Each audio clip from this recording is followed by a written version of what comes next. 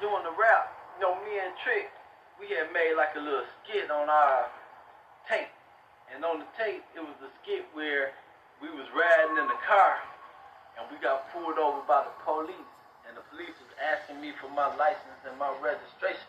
And and I pulled out a gun and started shooting at the police on the tape. And little did I know that this would become my reality, because I ended up getting into a shootout with the police, and going to prison for 20 years for assault with intent to commit murder against 2 Detroit police officers. And at the time when the incident popped off, I got away with it. I ain't get caught or nothing, but this little rat that I had in my circle snitched me out, and it was so fucked up. When I read his statement, he told the police, like, I'm on parole, I'll tell you whatever you want to know, you know what I'm saying? He told the police that I, was the one shooting. He told them I was in the rap game. He told them I sold dope. I mean, he went and just told everything he knew about me to the police and gave my phone number. I was chilling over my homeboy house, and my beeper went off. This was back when they had beepers, before the cell phone. Well, no, we had cell phones too, but beepers was the thing. But, the police beat me. And so I called this little female and told her to call the number back, because I don't usually call numbers back that I don't know. So she called on the three-way, and the police was like, 12th Precinct Police Department. And then I was like, yeah, somebody called a beeper. And they was like, yeah, you got to come down here and make a statement. So I was like, well, my statement is I don't know shit.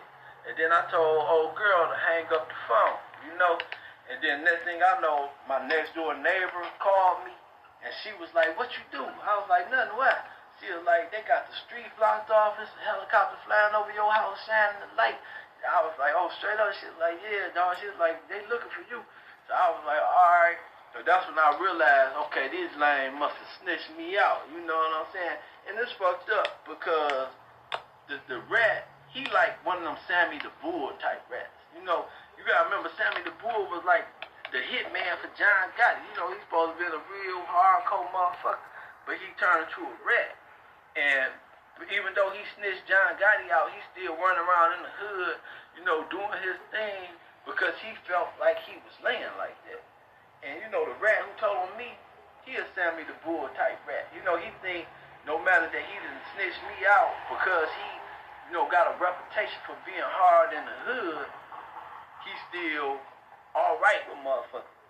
In the same way everybody embraced this rat Sammy the Bull, everybody embracing him.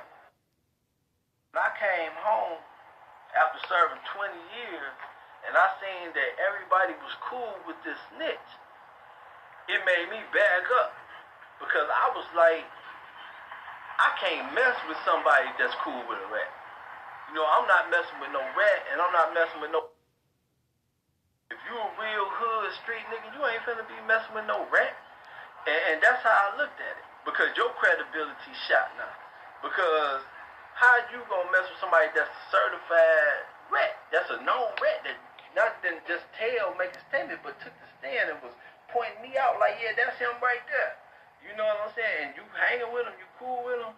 So I bagged up off a lot of people on the strength of that, because I felt like, you can't be solid, because ain't no real motherfucker gonna be friends with no rat. I don't care who it is.